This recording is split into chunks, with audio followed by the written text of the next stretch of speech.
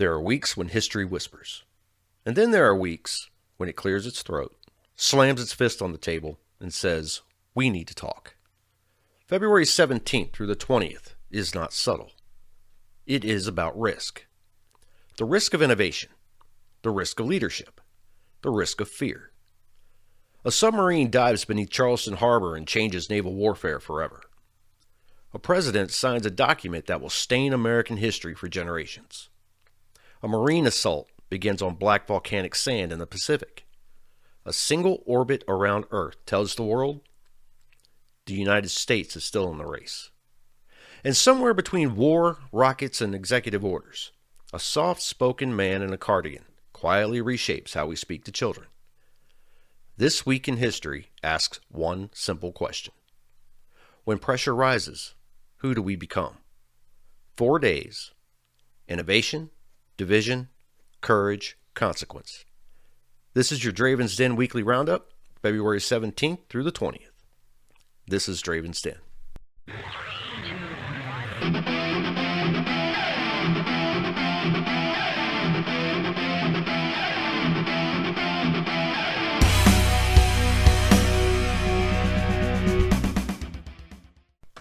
Before we get into this week's history, I want to tell you what's coming up. The story of Charles Charlie Curo, from Capitan Grande to Barona Reservation, from indigenous community history to World War II service in the Pacific, a radioman connected to Colonel James Doolittle's command, flying missions over a world at war, including flights that photographed the devastation of Hiroshima and Nagasaki after the atomic bombings. He once said that from the air, all he saw was blackness, that they did not yet understand the full weight of what they were looking at. His story is not just military history. It's family legacy. It's tribal continuity. It is generational decision-making, the choices made so that his granddaughter could grow up surrounded by family and community. Keep your ears open for that episode. It's going to matter. Now, let's get into it. February 17th, a day of turning points. Political, military, cultural, and apparently mechanical. On February 17, 1864, the Confederate submarine H.L. Hunley became the first submarine in history to sink an enemy warcraft in combat. Let me say that again. First ever. The target was the USS Housatonic, a 1,240-ton Union sloop of war enforcing the blockade of Charleston Harbor, South Carolina. The Hunley was not sleek. It was not comfortable. It was hand-cranked. 8 men inside, turning a crank to power the propeller. That is commitment. Attached to the bow was a spar torpedo, a copper cylinder filled with 135 pounds of black powder mounted on a 22-foot iron pole. So yes, the strategy was essentially sneak up, poke the ship with an explosive stick, and hope everything works out. Under cover of night, the Hunley approached just below the surface. Union lookouts spotted it and fired small arms, but it was too late. The torpedo struck the starboard side. The explosion sank the Housatonic in less than 5 minutes. Most of the 155 Union soldiers survived by climbing rigging and escaping in lifeboats. 5 were killed. And the Hunley? It succeeded. And then it disappeared beneath the water. Innovation and sacrifice tangled together. Also on February 17, 1933, the first issue of Newsweek was published during the Great Depression. Americans needed context, needed explanation, needed perspective. Media does not just report history, it shapes how we understand it. And if that wasn't enough for one date, February 17, 1963, Michael Jordan was born. 6 championships, 5 Most Valuable Player awards, a global brand that somehow turned sneakers into sacred objects. Not bad for a Tuesday in Brooklyn. In 1972, the 15,007,034th Volkswagen Beetle rolled off the assembly line in Wolfsburg, Germany. That specific vehicle, a Super Beetle, officially surpassed the production total of the Ford Model T, which had reached exactly 15,007,033 units between 1908 and 1927. The Model T had held the record for 45 years. Volkswagen celebrated with a special World Champion Edition in Marathon Blue metallic paint. The Beetle would continue production until 2003, eventually reaching a final total of 21,529,464 units. That is not just a car. That is a cultural migration on wheels. Progress is rarely clean. Sometimes it explodes. Sometimes it prints ink. Sometimes it rolls quietly off an assembly line. But it always carries risk. Now, February 18th. This is a day when division becomes official. In 1861, Jefferson Davis was inaugurated as president of the Provisional Government of the Confederate States of America in Montgomery, Alabama. 10,000 spectators gathered at the Alabama state capitol. The fracture of the nation was no longer theoretical. It was ceremonial. Also, on February 18, 1943, members of the White Rose Resistance were arrested in Munich.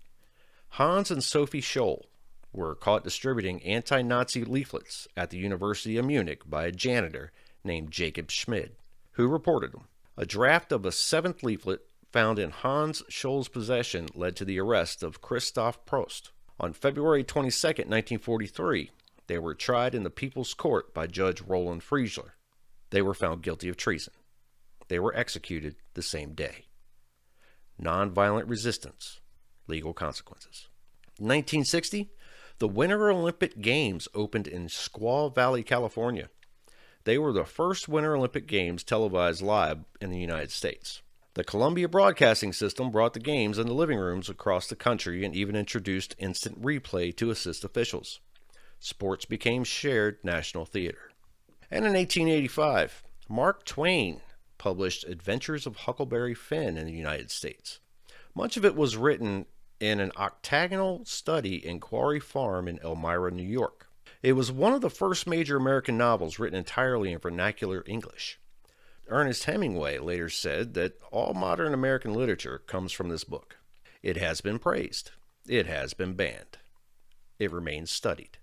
Freedom, friendship, moral conflict, all wrapped in a raft on the Mississippi River. February 18th shows us how nations formalized division and how individuals resisted. Power can consolidate. Courage can distribute leaflets. Both change history. February 19th. Executive power, war, and gentleness. On February 19, 1807, former Vice President Aaron Burr was arrested in the Mississippi Territory and charged with treason for allegedly plotting to seize land in the Louisiana Territory and Spanish Mexico to establish an independent empire. From vice president to defendant, in what became known as the trial of the century. Ambition without guardrails rarely ends well. In 1942, President Franklin Delano Roosevelt signed Executive Order 9066. The order authorized the Secretary of War to designate military areas from which any or all persons could be excluded. It did not name a specific ethnic group. In practice, it led to the forced removal and incarceration of approximately 120,000 people of Japanese ancestry, 2/3 of whom were United States citizens. History would later acknowledge it as a grave injustice. Also on February 19, 1945, approximately 30,000 U.S. Marines from the 3rd, 4th, and 5th Divisions landed on Iwo Jima. The battle would last 36 days. Marines from the 28th Regiment captured the summit of the 554-foot Mount Suribachi. Associated Press photographer Joe Rosenthal captured the second flag rising, an image that became immortal, but the fighting was far from over. And then, the Quiet Revolution. On February 19, 1968, Mr. Rogers' Neighborhood debuted nationally on national educational television. Fred Rogers entered, changed into his cardigan and sneakers, and sang, "Won't You Be My Neighbor?" The show aired during one of the most turbulent years in American history, and he chose gentleness. Sometimes courage looks like landing on a beach. Sometimes it looks like speaking softly to a child. Who do we protect? Who do we exclude? Who do we confront? Fear can move quickly. Wisdom takes intention. February 20. Aspiration. Orbit. Momentum. On February 20th, 1962, John Glenn became the first American to orbit Earth aboard Friendship 7. 3 orbits, 4 hours and 56 minutes. Speeds at approximately 17,500 miles per hour. A faulty heat shield sensor nearly derailed the mission. He manually controlled re-entry. He splashed down safely in the Atlantic Ocean. The space race intensified. In 1980, at the Winter Olympic Games in Lake Placid, the United States hockey team defeated West Germany 4-2 to secure their spot in the medal round. 2 days later would become the famous victory over the Soviet Union. But on that day, the path to the miracle on ice was secured. Not a championship, but a Cold War moment that felt like one. And on February 20th, 1985, Ireland passed the Health Family Planning Amendment Act. By a narrow vote of 83-80, the sale of non-medical contraceptives to persons over 18 without prescription was legalized, a major shift in social legislation. Change sometimes arrives by 3 votes. Innovation can inspire, or it can destroy. Authority can protect, or it can overreach. Courage does not always roar. Sometimes it distributes leaflets. Sometimes it lands on a volcanic rock. Sometimes it sings in a cardigan. February 17th through 20th is not random. It is layered. And history is watching what we do with what we inherited. So, stay curious. Stay precise. And remember, every date carries weight. You're making your own history now, so make it a cool one. And remember, I've always got the family thread here for you to talk about your family members and the stories that were told around your kitchen table. They don't have to be famous. Just write them up and drop them into dravensden@gmail.com. And we'll talk about it and I'll put it on the air. You guys have a great weekend, and I'll talk to you again on Monday. I'm Stan Miles, and this has been Draven's Den.